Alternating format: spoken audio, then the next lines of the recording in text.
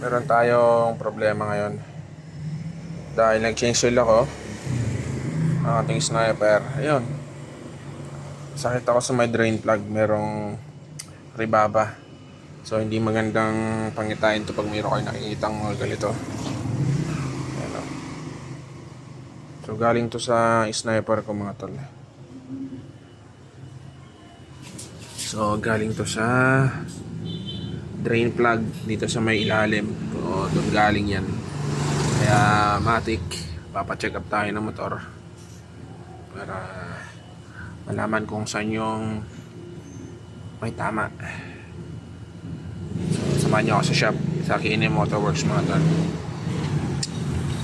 Sheesh! Dito mga tol, itutulak natin ang ating Sniper 150 papunta sa shop kung saan hindi ko muna nilagay ang langis. At yung mga tol, fast forward tayo. Dito nakita namin na naging problema, isang ngipin na nabawas. At dito ginamitan na nga ni Boss Den ng puller itong ating magneto para madukot natin yung gear na nabingaw sa ating Sniper 150. At yun na nga mga tol, natanggal na ni Boss Den itong ating papalit ng pyesa. Aray ko, gastos na naman, malala. At yun mga tol, ito hahanapan natin ng pyesa para mapalitan na. So yun lang mga tol, ride safe and Godspeed always.